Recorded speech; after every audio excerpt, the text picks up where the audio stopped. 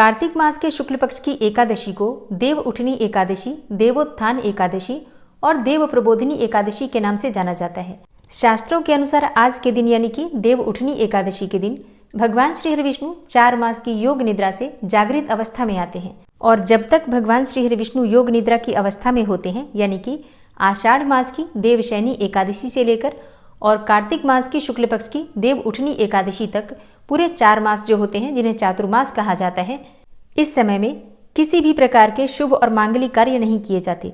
सनातन धर्म में चातुर्मास में विवाह, जनेऊ, मुंडन, गृह प्रवेश ये सभी कार्य वर्जित माने गए हैं। तो जब भगवान श्री हरि विष्णु जागृत अवस्था में आते हैं यानी कि देव उठनी एकादशी के दिन, उसी दिन से सभी शुभ और मांगलिक कार्य प्रारंभ हो जाते हैं और इसलिए देव उठनी एकादशी का दिन सबके लिए बहुत महत्वपूर्ण होता है। आज की वीडियो में मैं आपसे शेयर करने वाली हूँ कि देव उठनी एकादशी साल 2023 में कब है, एकादशी की तिथि कब प्रारंभ हो रही है, कब समाप्त हो रही है, व्रत आपको कब धारण करना है और पारण का यानी कि व्रत खोलने का शुभ मुहूर्त क्या है। और भगवान श्री हरि विष्णु जब जागृत अवस्था में आते हैं तो उनके शालिग्राम स्वरूप का विवाह कराया जाता है तुलसी के साथ। तो तुलसी और शालिग्राम का विवाह कब होगा, तुलसी विवाह करने का शुभ मुहूर्त क्या है और किस प्रकार से आपको तुलसी विवाह संपन्न करवाना है। और कई भक्तों के प्रश्न आए हैं कि हमारे घर में शालिग्राम जी नहीं है तो हम तुलसी का विवाह किस प्रकार से संपन्न करवा सकते हैं। तो आज की वीडियो में देव उठनी एकादशी और तुलसी विवाह से संबंधित संपूर्ण जानकारी आपसे शेयर करने वाली हूँ। वीडियो बहुत महत्वपूर्ण है, पूरा जरूर देख लीजिए। अच्छी लगे वीडियो तो लाइक भी जरूर कीजिएगा क्योंकि आपके लाइक्स, आपके कमेंट्स मेरे लिए बहुत महत्वपूर्ण होते हैं। यही एकमात्र जरिया है जिनसे मुझे पता चलता है कि आपको ये वीडियो अच्छी लगती है और आपके लिए ये वीडियो उपयोगी है। तो अगर वीडियो अच्छी लगे तो लाइक तो जरूर ही किया कीजिए। अब सबसे पहले बात करते हैं कि देव उठनी एकादशी का महत्व क्या है। देखिए, वर्ष भर में 24 एकादशी आती है। जब अधिक मास लगता है तो उस वर्ष में 26 एकादशी हो जाती है क्योंकि हर महीने में 2 एकादशी होती हैं, एक शुक्ल पक्ष में, दूसरी कृष्ण पक्ष में। और प्रत्येक एकादशी का अपना विशेष महत्व भी होता है। लेकिन इन 24 या 26 एकादशियों में कुछ एकादशी ऐसी भी हैं जिनका महत्व शास्त्रों में बहुत अधिक बताया गया है, जैसे कि निर्जला एकादशी, देवोत्थान एकादशी या देवशयनी एकादशी, या इसी प्रकार से कुछ और भी एकादशी हैं जिनका व्रत करने से आपको संपूर्ण एकादशी का फल प्राप्त हो जाता है। तो ये एकादशी बहुत महत्वपूर्ण होती है। इनका व्रत अगर आप करते हैं तो आपको बहुत अधिक पुण्य फल की प्राप्ति होती है।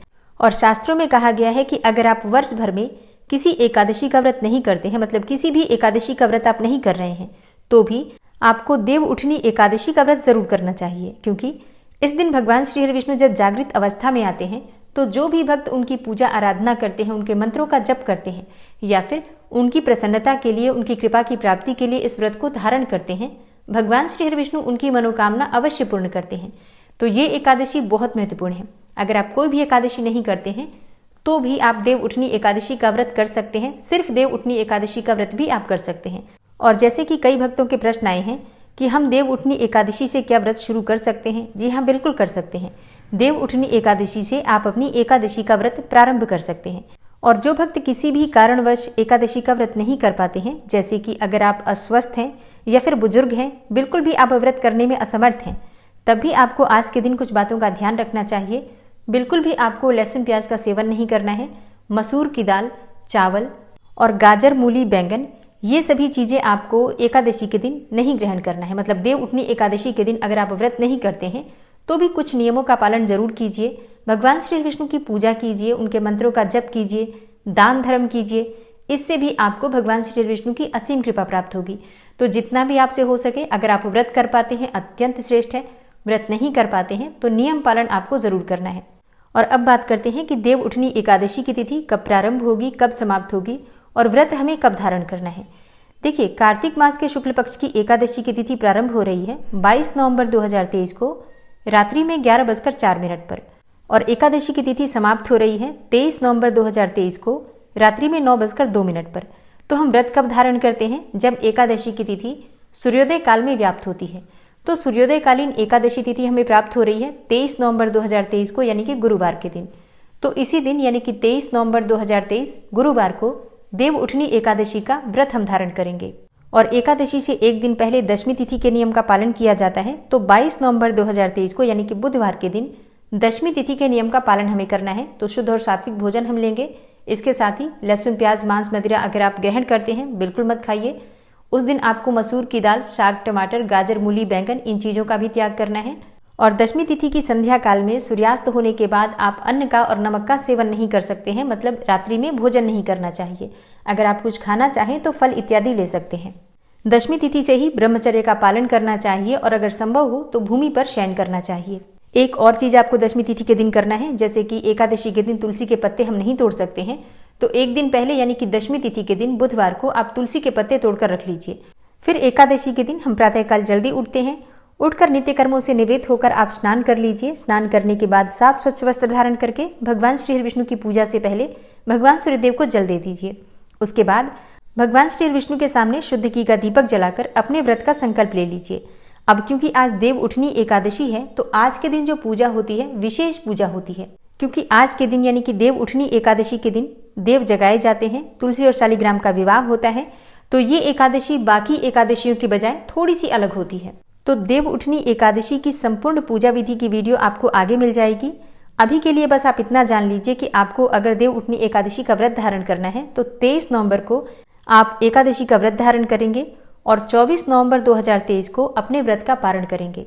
और अब बात करें पारण के शुभ मुहूर्त के बारे में, तो देखिए एकादशी व्रत का पारण हमेशा द्वादशी तिथि में किया जाता है और द्वादशी तिथि प्रारंभ हो रही है 23 नवंबर 2023 को रात्रि में 9:02 पर और समाप्त होगी 24 नवंबर को शाम को 7:07 पर। तो एकादशी व्रत के पारण का शुभ मुहूर्त आपको प्राप्त हो रहा है 24 नवंबर को शुक्रवार के दिन सुबह 6:51 से सुबह 8:57 तक, मतलब 9 बजे तक आप अपने व्रत का पारण कर लीजिए। और अब जानते हैं कि तुलसी विवाह कब करना है। देखिए तुलसी और शालिग्राम का विवाह एकादशी के दिन देव उठनी एकादशी के दिन किया जाता है, ऐसा शास्त्रों में कहा गया है।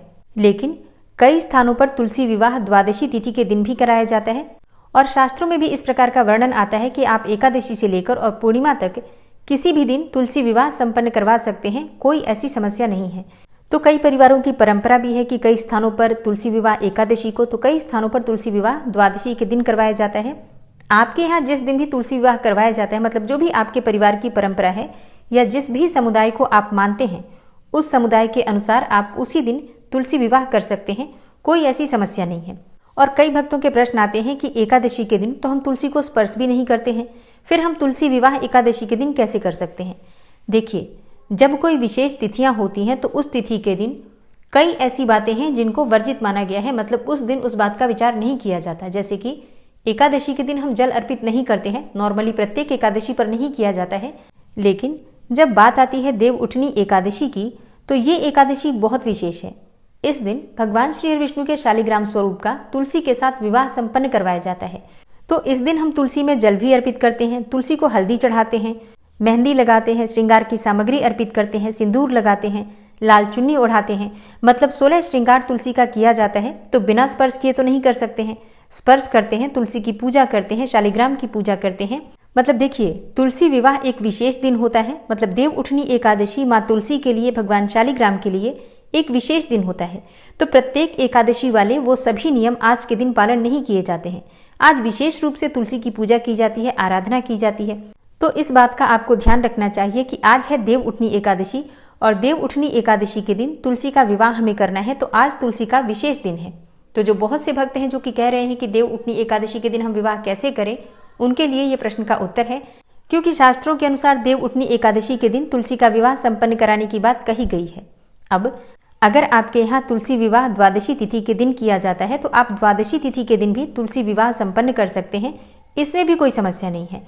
और हाँ, अगर आप किसी भी कारणवश एकादशी या द्वादशी इन दोनों दिनों में भी तुलसी विवाह नहीं कर पा रहे हैं तो आप पूर्णिमा तक यानी कि कार्तिक मास की पूर्णिमा तक किसी भी दिन तुलसी का विवाह कर सकते हैं। अब बात करें कि अगर हमारे घर में शालिग्राम जी नहीं हैं तो हम तुलसी विवाह कैसे करवाएं। तो देखिए अगर आपके घर में तुलसी विवाह के लिए शालिग्राम जी नहीं है तो भी आपको परेशान होने की आवश्यकता नहीं है। आपके पास अगर भगवान श्री विष्णु का कोई भी स्वरूप है, जैसे कि लड्डू गोपाल जी हो या फिर भगवान श्री कृष्ण का विग्रह है या फिर फोटो है, मतलब देखिए आपके पास भगवान श्री विष्णु का कोई भी स्वरूप है तो आप उन्हीं के साथ तुलसी का विवाह करवा सकते हैं, क्योंकि शालिग्राम जी भगवान श्री विष्णु का ही स्वरूप है।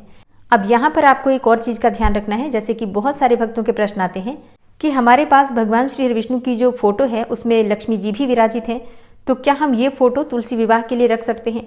नहीं, ऐसा आप नहीं कर सकते हैं, क्योंकि जब भगवान श्री विष्णु लक्ष्मी जी के साथ विराजित हैं तो उस फोटो के साथ आप विवाह कैसे करवा सकते हैं तुलसी का? ऐसा नहीं करना है आपको।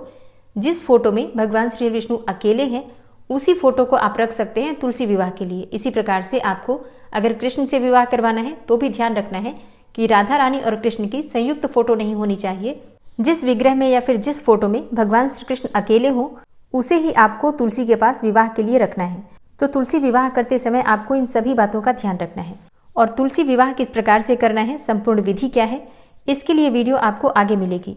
तुलसी विवाह या फिर देव उठनी एकादशी से जुड़ा अगर आपका कोई भी प्रश्न हो तो आप कमेंट बॉक्स में लिख सकते हैं। जल्दी ही आपके प्रश्नों पर या तो वीडियो बन जाएगी या फिर आपके प्रश्नों का उत्तर कमेंट बॉक्स में भी मिल जाएगा। और उम्मीद करती हूँ कि आप इस चैनल पर अपलोड होने वाली कार्तिक मास की कथाएं भी जरूर सुनते होंगे। लेकिन अगर आप अब तक नहीं सुन पा रहे हैं तो आज से ही सुनना प्रारंभ कीजिए। अगर पिछली कुछ कथाएं छूट गई हैं तो प्लेलिस्ट बन गई है, प्लेलिस्ट से भी आप अपनी सभी कथाएं पूर्ण कर सकते हैं। और आज की वीडियो अगर आपको अच्छी लगी हो तो वीडियो को लाइक कीजिए, ज़्यादा से ज़्यादा शेयर कीजिए और चैनल पर पहली बार आए हैं तो सब्सक्राइब करके बेल आइकन को जरूर प्रेस कर लीजिए अगर आपको आज की वीडियो अच्छी लगी है तो। मिलती हूँ मैं आपसे अगली वीडियो में, तब तक के लिए जय श्री राधे।